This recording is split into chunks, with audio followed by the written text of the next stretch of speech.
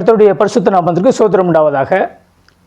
கடந்த பதிவிலே இயேசு கிறிஸ்து செய்த அற்புதம் என்கிற பதிவின் போது சேற்றிலிருந்து தூக்கி எடுத்து அடுப்புக்கறி போல இருந்த என்னை அற்புதமாக மாற்றி அவருடைய மகளாக எங்களை தேர்ந்தெடுத்து அவருடைய இரத்தத்தாலை கழுவி சுத்திகரித்து கொடுத்து நான் உங்களோடு கூட பகிர்ந்து கொண்டேன். ஒவ்வொரு வாரமும் எங்களுக்கு அந்த வாரங்களில் நடக்கிற சொப்பனம், தரிசனம், வேத வாசிப்பு, இந்த மாதிரி ஆண்டவர் எங்களோடு கூட பேசிக்கிட்டு இருக்கிற காரியங்களை அந்தந்த வாரங்களில் நாங்கள் அந்த சபைக்கு போகும்போதில் விருதுநகர் தாண்டி அங்கே அருப்புக்கோட்டையில் உள்ள சபைக்கு உள்ளே போகும்போதில் அங்கே புதுசாக ஊழியக்காரங்க வருவாங்க. எப்பொழுதுமே அங்கே ஒரு பாஸ்டர் எங்களுக்குன்னு ஒருத்தர் இருப்பார். ஆனால் வர்றவங்க திடீர்னு இப்போ தான் வந்தாங்க, இன்றைக்கி காலையில் தான் வந்தாங்க. அவங்க திடீர்னு இங்கிட்டு போகிறப்ப இங்கே ஆண்டவர் எங்களுக்கு ஒரு ஏவுதலில் இங்கே கூப்பிட்டு வந்தாங்க, அதனால் இன்றைக்கி நாங்கள் நடத்துகிறோன்னு சொல்லி அவங்க நடத்திட்டு போவாங்க. அப்போ நாங்கள் அங்கே போனபோது இதெல்லாம் படிப்படியாக நடந்தது. அப்போது எனக்கு ஆண்டவர் பக்தி விருத்தி உண்டாகும்படிக்கு, ஏன்னா அவங்க எனக்கு சொந்தக்காரங்க, பாஸ்டராக இருக்கவங்க எனக்கு சொந்தக்காரங்க, அவங்க நடத்தினா இது நமக்கு தெரிஞ்சதே அவங்க சொல்கிறாங்க அப்படின்னு நான் எண்ணிடுவேன். ஆனால் அதே நேரம் புதுசாக எங்கேயோ இருந்து ஒருத்தவங்க மூலிமா அவங்க வந்து திடீர்னு வரும்பொழுது எனக்கு விசுவாசம் இன்னும் பல மடங்கு அதிகமானது. அப்படி இருக்கும் போதில் ஒவ்வொரு வாரங்கள்லையும் எங்களோடு கூட ஆண்டவர் பேசுகிறதான காரியங்கள், தரிசனங்கள் மூலியமாக, சொப்பனங்கள் மூலியமாக, வேத வாக்கியங்கள் மூலியமாக பேசுகிற காரியங்கள் அந்த வாரங்களில் அந்த ஊழியக்காரர்கள் மூலிமா எங்களுக்கு பேசப்படும். அது எங்களுக்கு மிகுந்த பக்தி வைராக்கியமாக இருந்தது. அப்படி அந்த வாரத்தில் எங்களுக்கு சொப்பனமாகவும் இல்லை, தரிசனமாகவும் இல்லை, ப்ரெசன்ஸாக அப்போவே நடந்த மாதிரி ஒரு காரியம் நடந்தது. நானும் முழங்கால் போட்டு ஜெபிச்சுக்கிருக்கேன். என்னுடைய வீட்டுக்காரமாக எடுத்து அவங்க ஆவியில் நிரம்பி முழங்கால் நல்லா ஜெபிச்சுக்கிருக்கிறாங்க. ஆனால் என்ன ஜெபிக்கக்கூடாதபடிக்கு ஒரு குரங்கு கூட்டம், நான் ஒரு மேல் வீட்டு அறையில் ஜெபிச்சுக்கிருக்கேன், என்ன ஜெபிக்கக்கூடாதபடிக்கு என்னென்னா சுற்றிலும் ஒரே குரங்கு கூட்டம், நிறைய குரங்கு கூட்டம். அது வந்து இந்த படத்தில் காட்டுவாங்கள்ல, அப்படியே இந்த கை மட்டும் அந்த ஜன்னல் சர்றன்னு அப்படி நீண்டி வந்து கழுத்தை வந்து கச்சின்னு அப்படி வந்து பிடிக்கிற மாதிரி, இந்த 3D படத்தில் வர மாதிரி கழுத்தை அப்படியே கச்சின்னு வந்து பிடிக்குது, என்ன ஜெபிக்க விட மாட்டேங்குது. ஆனால் வீட்டில் அவங்க ஜெபிச்சுக்கிருக்காங்க, அவங்க கழுத்தை பிடிக்க போகுது, ஆனால் அவங்க பிடிக்க முடியல. ஏன்னா நான் அப்போ பரிசாக பெறலை, அவங்க பரிசாக பெற்று ஆவியில் நிரம்பி ஜெபிச்சுக்கிருக்காங்க. நான் ஆவியில் நிரம்பாமல் அல்லேலூயா சோத்திரம் சொல்லி நான் ஜெபம் பண்ணிக்கிருக்கிறேன். அதான் ஆவியில் நிரம்பி ஜெபிக்கிறவங்களுக்கும் ஆவியில் நிரம்பாமல் ஜெபிக்கிறவங்களுக்கும் அதான் அவங்களுக்கு வித்தியாசம். இப்போ அப்படி இருக்கும் போதில் எனக்கு, ஆனால் நான் பரிசாவை வேண்டும்படிக்கு வேண்டிக்கிட்டே இருக்கிறேன். எனக்கு அப்போவெல்லாம் இன்னும் கிடைக்கல. எனக்கு பரிசாவை தாங்கன்னு சொல்லி அவன் மட்டும் பெற்றுக்கால எனக்கும் கொடுங்கன்னு கேட்குறேன். அப்போ தான் அந்த புறா வந்து நெருப்பு தள்ளோட வந்து நிற்குது, 2 ஆவி வந்து மறைச்சிக்கிட்டு நிற்குது, தரவிட மாட்டேங்குது. அப்போ என்னன்னு எனக்கு புரியல. ஆனால் இந்த மாதிரி சம்பவம் நடக்கும், என்னோடய கழுத்தை பிடிச்சி நெருக்குது, என்னால் முடியாமல் இப்போ கடைசியில் தட்டி விட்டுட்டு நான் எழும்பி சரி அவளாவது ஜெபிக்கட்டுன்னு சொல்லி குரங்கனுடைய ஒவ்வொரு கையும் அடித்து கம்பை வச்சு தட்டி விட்டுக்கிட்டே இருக்கிறேன். இது அந்த வாரம் நடந்த சம்பவம். ஜெபிச்சு முடிச்சுட்டு எழுந்தபோது பார்த்திங்கன்னா அந்த ப்ரெசன்ஸ், அந்த பயம் இருந்துக்கிட்டே இருந்துச்சு எனக்கு. ஏன்னா ஒரு குரங்கூட்டம் நம்மளை இப்படி கொடுமைப்படுத்துது, இப்படி வந்து நம்மளை பயமுறுத்துதேன்னு சொல்லியிருந்தோம். அது நம்முடைய விளைவு, அதாவது நம்ம ஏற்கனவே செஞ்சதுடைய விளைவு. வடமாலையும் இதெல்லாம் செலுத்துறதுனால அது என்னை விட்டு நீ அங்கே போறியான்னு சொல்லி என்ன பண்ணிச்சு, சங்க பிடிச்சிருச்சு. வியாழக்கிழமை நான் வந்து அதுக்கு வடமாலை செலுத்தி எல்லா தான தர்மமெல்லாம் அங்கே 21 பேர்த்துக்கு சாப்பாடு கொடுத்து எல்லாம் பண்ணேன். அதனுடைய ரியாக்ஷன் எனக்கு அப்படி இருந்தது. சரி அதுதான் விடுங்க. அது வந்து இப்படியா மேலே ஒரு 5 தலை நாகம் இப்படி நின்றுக்கிட்டு புஷ்ஷுன்னு மஞ்சள் புகையாக வந்து என்னுடைய மூஞ்சை கக்கிக்கிட்டே இருக்குது. அது எனக்கு மூச்சு திணறுது. இப்போ மதிய நேரம் படுத்துருக்கிற வேலை, நல்லா ரெஸ்ட் எடுக்கிற நேரத்தில் அது நடக்குது. அப்போது எனக்கு பக்கத்தில் என்னுடைய மனைவி படுத்திருக்கிறாங்க. 2 பேரும் ஜெபிச்சுட்டு தான் படுத்துருக்குறோம், இது நடந்துக்கிருக்கு. ஆனால் புஷ்ஷுன்னு மூக்குக்கு நேரம் வந்து அப்படியே புகையாக கக்குது. என்னால் என்ன பண்ண முடியல, கையை கூட அசைக்க முடியல, சுண்டு வரல கூட அசைக்க முடியல. அப்போது நாங்கள் முன்னாடி அந்த கன்வென்ஷனில் அட்டன் பண்ணப்போ ஒரு பாட்டு கொடுத்தாங்க பார்த்தீங்களா, அந்த பாட்டு பாடினது அப்போது எனக்கு உள்ளேருந்து ஒருத்தர் படிக்கிறார். என்ன பாட்டு தெரியுங்களா? நான் பாடுறேன், அது கேளுங்க.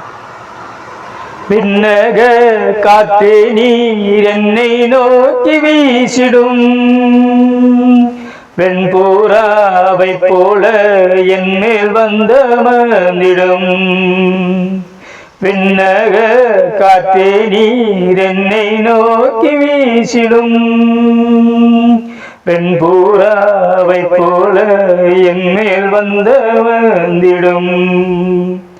ஜலத்தின் மேல் அசைவாடியது உயர்தேவ ஆவியே, ஜலத்தின் மேல் அசைவாடிய தூய தேவாவியே பலத்தின் மேல் பலனடைய என் மேல் அசைவாடிடும் பலத்தின் மேல் பலனடைய என் மேல் அசைவாடிடும் விண்ணக காற்றே நீர் என்னை நோக்கி வீசிடும் வெண்பூராவை போல என் மேல் வந்தமர்ந்திடும் அக்கினி அபிஷேகம் என்று வேண்டும் தெய்வமே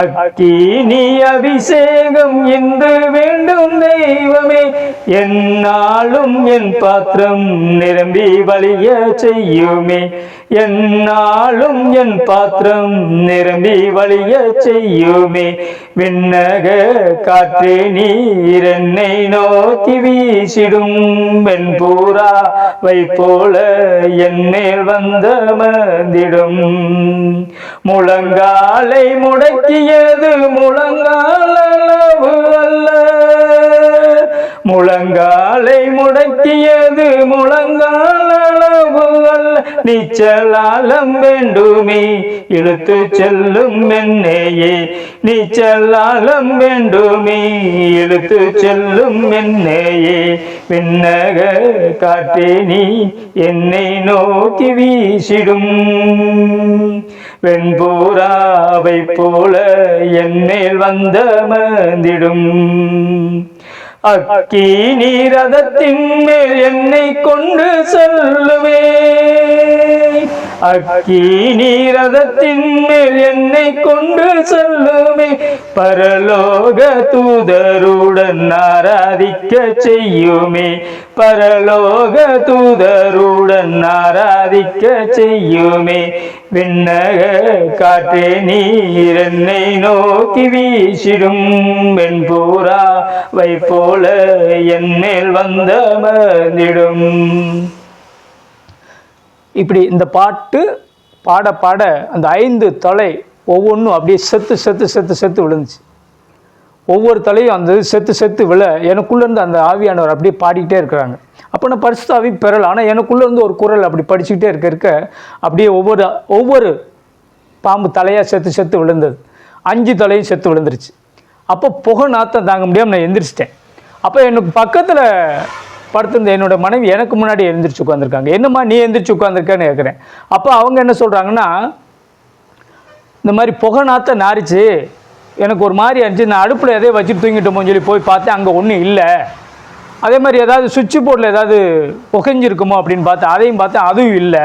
ஆனால் புகை நாத்தம் ஒரே நாத்தமாக இருக்குது, என்னன்னு தெரியலன்னு இருந்தாங்க. அப்போ நான் நடந்த காரியங்களை சொல்லும் பொழுது அப்போது நாங்கள் ஆண்டவரை இன்னும் அதிகமாக விசுவாசித்து ஆண்டவர்கிட்ட ஜெபம் பண்ணோம். இந்த சர்பத்தின் ஆவிட்டேருந்து என்னைய ஆண்டவர் பாதுகாத்தார் அன்றைக்கி. இல்லைன்னா அன்றைக்கி மூச்சை பிடிச்சி கொண்டிருக்கும். ஆனால் அந்த பாடல் பாட பாட ஒவ்வொரு என்ன செஞ்சு ஒவ்வொரு இதாக செத்து போச்சு. எத்தனை புத்துக்கோயிலில் போய் நம்ம பால் ஊற்றிருப்போம், என்னென்ன காரியங்களுக்கெல்லாம் அந்த காரியங்கள் பின்னாடி இருந்த அந்த ஆவிகள் அந்த கிரியை செய்யுது. அப்போது நம்ம கடவுள் வழிபாடு பண்ணுறதெல்லாம் பொய்யா, மற்ற தெய்வங்களெல்லாம் இருக்குது அப்போ பொய்யா அப்படின்னு நிறைய பேருக்கு அந்த டவுட் இருக்கும். நிறைய பேர் உடனே அந்நிய தேவனோடனே அப்படியாக்குன்னு சொல்லி கண்டமணிக்கு பேசி போகிறாங்க. அப்படி கிடையாது. அதனுடைய உண்மை நிலவரம் நான் போக போக உங்களுக்கு சொல்கிறேன். அப்போ நீங்கள் பாதுகாத்துக்கொள்ளுங்க, அது உங்களுக்கு பிரயோஜனமாக இருக்கும். அடுத்து அந்த வாரம் சபைக்கு போகும்போது அங்கே என்ன நடந்ததுன்றதை நான் அடுத்த வாரம் உங்களுக்கு நான் பதிவிடுறேன். ஆண்டவர் தாமே உங்களை பாதுகாப்பாராக, ஆசீர்வதிப்பாராக. ஆமென்.